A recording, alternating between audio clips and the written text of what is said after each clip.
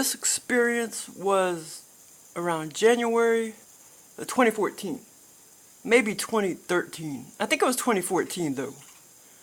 Could be a year off because time flies. But it was either 2014 or 2013. And so anyway, I already knew that this same being kept giving me experiences at this time. Like I already knew the same being kept giving me experiences, but at that time I hadn't named him yet. I hadn't named him Joel yet. So this is the first time like I started, like Joel had been giving me experiences all my life, but this is the first time I started this. I singled him out on purpose. And you know, but you know, I hadn't named him yet, and I didn't really know what he looked like yet, but I knew it was like the same being that kept coming, giving me experiences. So so I started talking to him, and I told him I wanted to run up and down the walls, and do backflips. And some people really can do that. If I was, younger, I probably could have learned to do that, but, some people are limber like that, and they could really do that. But, I probably couldn't do that now. I never tried it when I was younger, but when you're young, you're really, really, really limber, Like, I could do pull-ups when I was younger. Man, there's no way I could do a pull-up now. But, yeah, so anyway, I told him I wanted to do, I wanted to run up the wall and do, backflips and stuff up the wall.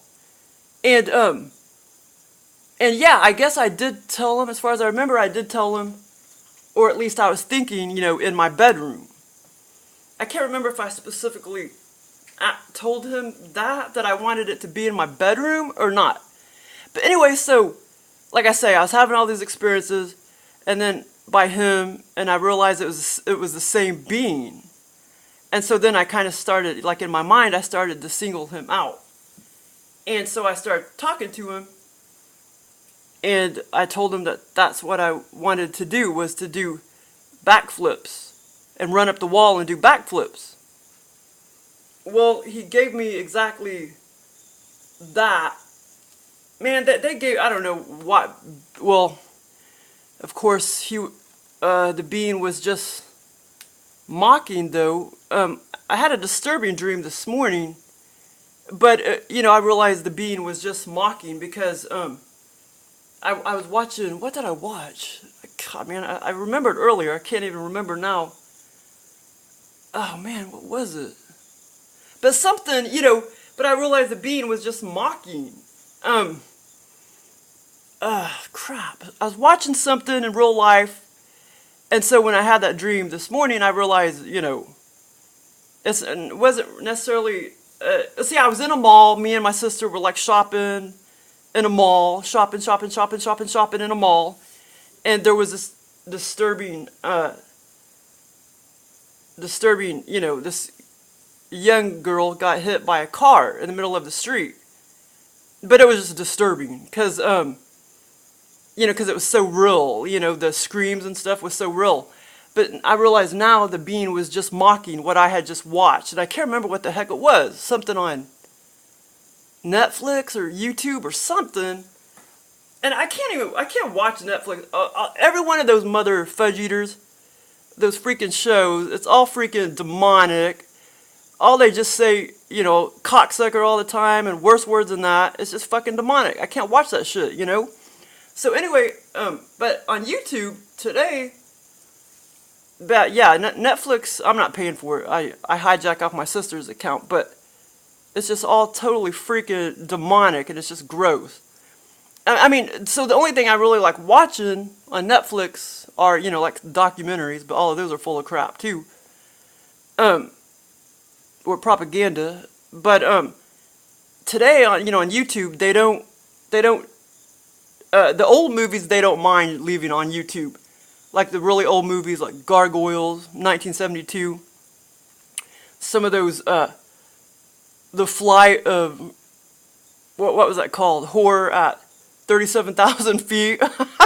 So I started watching all these old movies. The Gargoyles was awesome, and I do remember watching that. I was born in 1972, but I do remember watching that a couple years after that, and I just kind of vaguely remembered it. But so I watched it again today. It was good, man. The Gargoyles. But yeah, like back then, I'm sure there were some movies that were really, really demonic and bloody and stuff, but not as bad as like today. Like none of those movies are that. There's not a lot of cussing, and there's not a lot of gore, or not too much at least. But yeah, so they were really nice. I kept watching these like airplane movies, you know. And but I first watched Gargoyles. But Netflix is just worthless. I mean, every single movie is the same. Every single show is the same. The same crap. I don't see how people can watch that. All it is just bam, bam, bam, bam. You know, violent, violent, violent. Like, how can you get into that? That is just so freaking gross. Okay, so, I'm surprised I watched Breaking Bad, but I got into the characters, you know. I mean, I didn't really like it, but I got into the characters, and I got into it because the actors were like so good. But people were telling me to try to watch zombies, like Walking Dead, and I tried to watch 1 or 2 episodes, and I'm like, man, I can't watch this crap. I mean, how can people watch that? So I just can't. I mean, I tried to watch Orange is the New Black, and couldn't watch that. Just bored the shit out of me. I did watch all of Wentworth, though. I did like Wentworth. But it was all demonic and gore and everything, too. Yeah, it's just so freaking gross. I don't see how people can think that that's normal to watch all that on TV, you know what I'm saying? But, yeah, and they make the movies like that so they can desensitize people. But anyway, okay, so, yeah, so like, so back around 2014, I was telling Joel I wanted to run up the walls and do backflips. And, at that time, my bed was at the other side of the wall. And I need to rearrange my bedroom again. I haven't done it in a while, but I need to. Cause yeah, I get bored just, you know, sleeping up against the same wall all the time. And 2, sometimes I feel like, okay, well, if I haven't gotten an experience in a long time, you know, out-of-body experience abduction in a long time, then I feel like, okay, maybe if I put it on this wall, you know, I'll get some more experiences or whatever. You know, but I need to rearrange my bed again. Okay, so anyway, okay, so this is what happened. So he came to, okay, so this is what happened. All of a sudden, okay, oh, you're distracting me. Hannah, move, baby. Okay, so this is what happened. So I started talking to Joel for an out-of-body experience, and I told him I wanted to do backflips up and down the wall, and this is what he did. He showed himself to me super, super, super far away, and this, you know, all you could see was like a tall, thin, black silhouette, like tall, thin, and I was just thinking, okay, that just looks like Slender Man, like a human, you know. But I couldn't tell what it looked like. You know, you can't tell what this looks like right there. You know, that could be a reptilian, but you can't tell because you can't see his face or anything like that. And, you know, that silhouette or whatever right there, that's how he showed himself. But it was 10 times farther than that, far away. You know, with my eyes were closed because he was about to give me an experience. So, yeah, so he showed himself far, far away with just a little bit of light around him, like he was standing in the dark, like outside or in a room or something. I mean, I could tell, you know, it was a bit tall, thin, black silhouette standing there with a little bit of light around him. But, you know, I couldn't really tell what he looked like.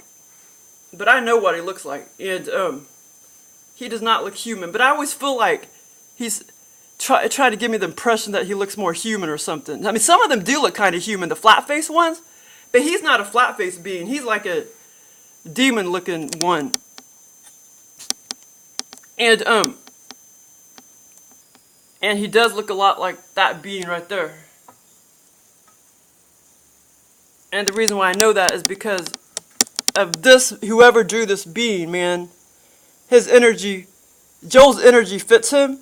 And also, I felt his face when he took me out of body on another abduction. And I felt like his face when he took me out of body and my hand went out of body, my hand went up his face and forehead. And I felt knobs and I felt some smoothness. And so I don't know what he looks like 100%, but I know he looks like that. Very similar. And two, okay, yeah. So anyway, that was the first thing. He showed himself like that because he was telling me, okay, I'm here, I'm about to give you an experience. And sometimes they'll show themselves clearly to you. Not their whole body, but their face. And like Venus, she showed me her whole face before she answered my call and gave me an experience. Okay, so anyway, so this time Joel did show himself, and this isn't the first time he has shown himself more than once to me, but he's always covering up his face. Okay, so anyway, so after he showed himself to me, next thing I know, I'm in a virtual reality. I'm standing there in my bedroom, my back bedroom, and there's all this electricity looking. Electricity? No, like lightning, like electricity, lightning, just all over my bedroom, just psh, psh, psh, psh, psh, psh. And I was standing there, and that was virtual reality, you know, because I totally felt like I was standing in my bedroom, but I know I probably really wasn't. You know, it was all virtual reality. Okay, so then, and every time I saw the lightning all over my bedroom, the lightning, electricity, just looked just like this, just psh, psh, all over my bedroom. Now every time I saw that, I went over to the right side of the wall, like if I'm standing east, facing east. The bed was facing west, so south. So every time I saw that, the first time I saw that, I started going to the south wall, because at that time my bed wasn't up against the south wall. Now it is. I went up to the south wall, and I kept running up the wall doing backflips, and I did that several times. And then the electricity and lightning would stop. And then whenever it would stop, I was standing there, and okay, it's like this. When I was doing the backflips and when I saw the lightning, I knew I was under virtual reality. I knew that. And then whenever it would stop, I would be standing there looking around my bedroom, and I'm thinking, it felt real to me. I didn't think I kept being confused. Like I kept thinking, okay, I'm not under virtual reality because I'm just standing here looking around. And so at that point, whenever the electricity and stuff would stop all around my bedroom, I didn't think I was under virtual reality. I thought I was in real 3D, just standing around my bedroom. It was weird. I don't know if he kept confusing me like on purpose. Okay, so then it would like start up again. And then whenever it would start up again, the electricity and the lightning, then I would go over there to the south wall and start running up the wall and doing backflips off the wall several times. And then it would stop again, and I would just be standing there like, okay, maybe I'm not under an abduction. Maybe I'm not under virtual reality. You know, because I kept going from knowing that I was totally under the abduction to like, whenever all this electricity would stop, I was just standing there in the bedroom, and I'd be thinking, okay, maybe I'm not under virtual reality. What I mean is, I kept thinking that part of it was that I wasn't under virtual reality, that I really was standing around in my bedroom in real 3D, but I know I wasn't. I was still in my bed, most likely. And so this happened. This went on and on for like, you know, the stopping and the running and doing backflips off the wall. This went on for at least 5 to 6 times. Like, you know, 5 to 6 times, you know, where the electricity or lightning would start all around my bedroom, and then I'd do backflips off the wall, run up the wall, do backflips. and then it would stop, and then I'd be thinking, okay, I'm in real 3D, looking around, and I guess I'm not under virtual reality. At that point, anyway. I knew I was under virtual reality and under the abduction when I was doing the backflips, and I knew Joel was giving them to me, except I didn't name him at that point. I hadn't named him yet.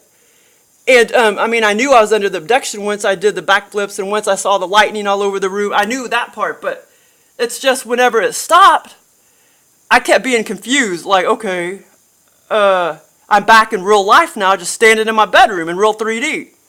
But I know I still was under an altered state of consciousness, but I didn't, I was confused.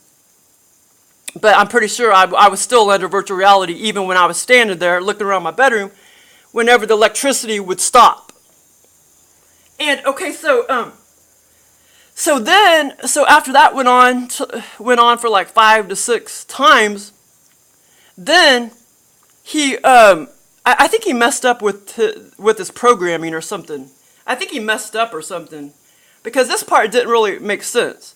Okay, so then he pops me in more of like a lucid dreamy scenario, where this woman, where it's like I'm in a factory, we're at a job, and like we both work at that factory.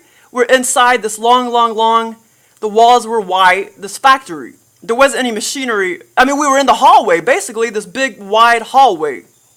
And this woman was familiar to me. She wasn't real old, like about my age or whatever.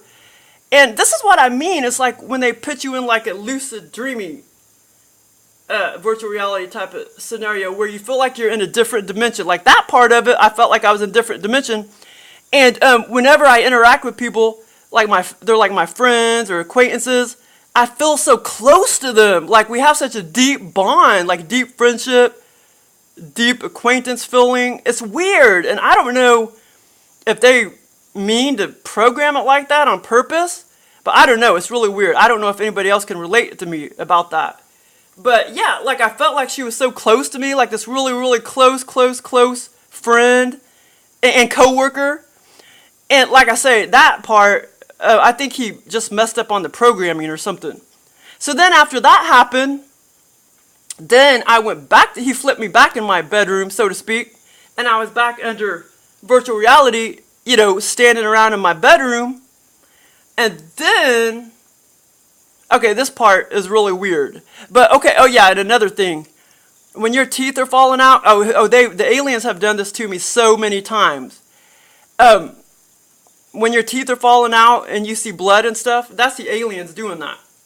Okay, so anyway, so then, the end of the experience, right at the end of the experience, after he plopped me into that lucid, dreamy reality with my coworker in the factory in the hallway, it's like a couple of, okay, so then, like I say, I was standing around, he flipped me back in my bedroom, I was standing around, and it seemed like I was about to get back in bed. It seemed like I was about to get back in bed, but I still, I was already in bed, most likely, because it was all virtual reality. Okay, so then, like, it wasn't all of my teeth that fell out, but it was like a good, 3 or 4 teeth. And it seemed like it was from my left side of my mouth. 3 or 4 teeth fell out, and there was all this blood. And like I say, they've done this to me many times throughout my life. But like I say, I think the last time it happened was this time. So it's been a few years since they've done that, as far as I remember. But they do that a lot. There was one experience I remember, me, my mom, my sister, and this was even way before I knew the aliens were in my life. The aliens gave me this long, drawn-out, lucid dream. And we were virtual reality. We were walking down, because I felt like I was in a different dimension and everything. We were walking down this huge motel room, and it seemed like we got one of those rooms with like 2 or 3 rooms connected, me, my mom, my sister. And I went, to the left of me was the sink, and I went over to the sink, and it was like all my teeth fell out, and there was all this blood in the sink. And that was many years ago, but that's the aliens doing that to you.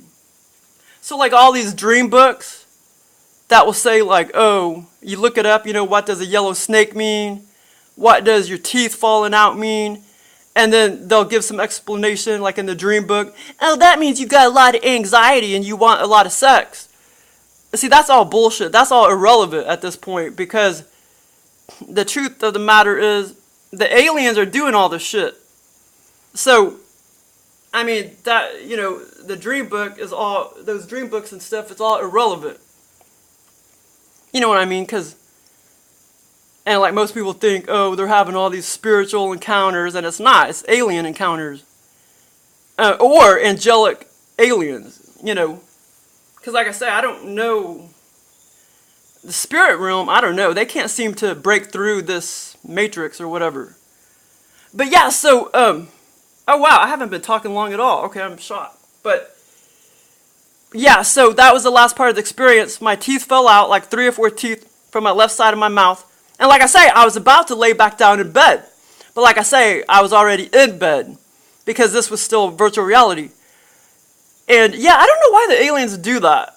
But they don't, because he doesn't like do it with every single experience. They don't do bloody things very often. You know, once in a blue moon. But anyway, yeah, I wish I could remember what I had been watching. Because like I say, sometimes, you know, it's not really that a negative being is really doing something negative, like creating your, you know, doing something negative in your dream state. It could just be because they like to mock, because a lot of them do like to mock. So it's not like they're really meaning to be negative or anything, but I don't like seeing stuff like that. It disturbs me. Like that dream I had this morning, it was just disturbing. I mean, because it was just so real. You know, the woman got hit by a car in the middle of the street, and like a van, it was like a van, and she only seemed about 24, 25.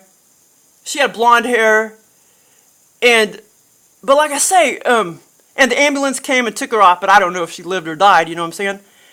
And, but that was just a dream, but, a dream. But it was something that I watched, like yesterday, and I can't remember what I watched. You know, because I was just trying to flip through. I can't find anything good on Netflix. I'm just bored with everything. I can't get into anything because it's all violent. I just can't get into it. I mean, Breaking Bad was good. Even though I had to put up with all the violence and stuff, it was still good, you know. I got into the characters. But it's just hard to get into most of these shows or movies. And I try to watch some cartoons sometimes, but they're just too dang, you know, they're not funny, or they're just too much for little bitty kids, and they're not for adults. So, you know, because some cartoons are for adults, and they're really awesome, like Ratatouille. But, and I love Mrs. Doubtfire, but I've already watched that a million times, and Ratatouille a million times. Those aren't even on Netflix anyway. But, yeah, I can't find crap on Netflix. But like I say, yeah, some of those older movies on YouTube, I mean, they're kind of cool, you know? But then you kind of get sick of those because they're, like, so old, you know? And then it's like you kind of want to watch something that's not, you know, 40 years old. But anyway, that was my experience when I first started to single out Joel. But I hadn't called him, I hadn't named him yet till 2 years. I think I named him, well, it's been about three years now. I named him in 2015. That's when I named him Joel, in 2015. So about 3 years ago, that's when I named him. But I could be a year off. I don't think I am. I think it was 2014, but it could have been 2013, but I don't think so. I think it was 2014. But it may have been like February or March of 2014. But anyway, yeah, I mean, the experience was bizarre, especially when they like, you know, they keep you in your bedroom or they keep you in your house. You know, those are kind of, I mean, they're still fun, you know, but I think they're more fun when they take me, you know, away from my house to like a warehouse or motel or whatever. Because if they keep you in your house, you know, they're not going to make you astral travel first to get to the virtual reality scenario. And I like to astral travel and stuff. You know, like, these kind of settings, they just boom. Actually, no, I'm wrong though, because sometimes they do make you travel first. Even when they give you an experience in your bedroom, I mean, in your house, and they keep you in your house, like Venus did. She did make me astral travel first to get to the virtual reality experience, which I don't quite understand that part, because she kept me in my house. But she traveled, instead of my whole body astral traveling, she took my mind consciousness and she traveled with my mind consciousness. She took it out, and I was traveling like, 25,000 miles an hour with my mind consciousness. So yeah, that's kind of weird. Actually, back in my bed after the experience. I can't remember if she did that at the beginning of the experience, but she did it at the end of the experience. To get back in my, after the experience, to put me back in bed, so to speak. So that's kind of weird, because she kept me in my house the whole time. The virtual reality scenario. But anyway, that's my experience. But yeah, I mean, it was bizarre because of the teeth falling out and the electricity, lightning all over my bedroom. But it was fun though. Thanks for listening. Yeah, Joel is the big stud reptile that gives me 95% of all my experiences. So give it up for Joel. Joel right there, give it up.